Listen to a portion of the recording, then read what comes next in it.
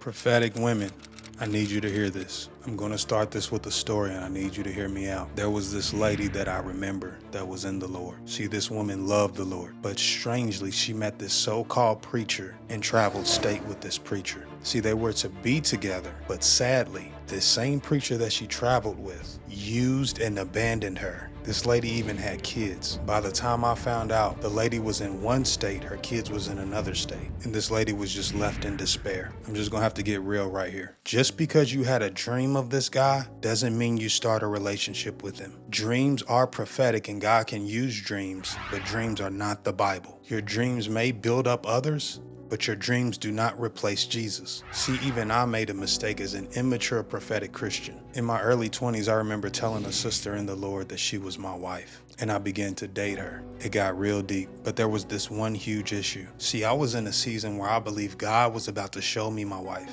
And though I knew it was the season, I had a friend that gave me a prophetic word that I saw my wife on this specific day. See, I took that prophecy and I ran with it. And the more I pursued this young lady, the more I abandoned my inner convictions. The deeper I went into this relationship, the more I knew I was wrong. And eventually I had to break up with the young lady. Though I felt free, I ended up crushing a heart because we both were believers. We both loved the Lord. See, one had innocent intentions and one had false prophetic intentions. After that relationship, I had a vision. I saw this clock. It was about 12:05 p.m. See, if you don't notice, on the hour hand, it's not straightforward. It's a little bit veered. And say you go in that direction miles down the road, you're not going in a straight line, you'll begin to get off course. And the Lord showed me that just by that small veer from that false prophetic word, I would have gotten off course. Don't let that be you. Another thing we got to address for our prophetic sisters that are single. If he's not 100% saved, why are you dating him? See, the dating culture can be very loose. And if you're not careful, you'll be convinced that dating someone that isn't saved is safe. But I'm sorry.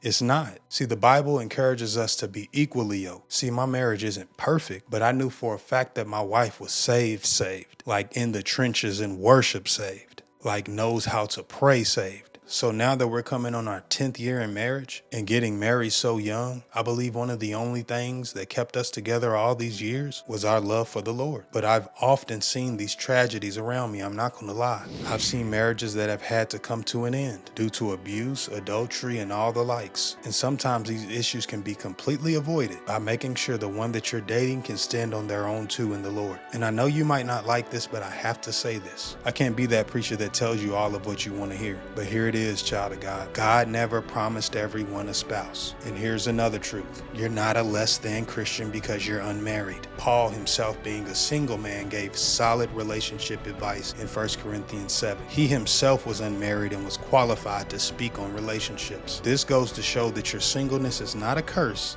It's a blessing. See, what many fail to realize and see in singleness, or what I missed the most when it comes to singleness, was my freedoms. My wife can attest, you don't get to mingle much. You can't just go out whenever you want to. You can't travel as much. But most importantly, all that extra time you have for the Lord in your singleness, you lose it. See, like Paul said, when you're single, you get to care for the things of the Lord and how to please him. But when you're married, you get to care for the things of the world and your spouse and how to please them. See, Paul says the single person actually does better. You know, I won't argue this, but please just listen to me. Enjoy your season of singleness and make the most use of your time. And don't forget to work on you. See, there are Christian cultures that will rush singles into marriage, and I don't want that to happen to you. You should work on you and learn how to be strong in the Lord and know that everyone isn't promised marriage. And that's okay, because even though you're not married, you are married to the Lord. He got your future.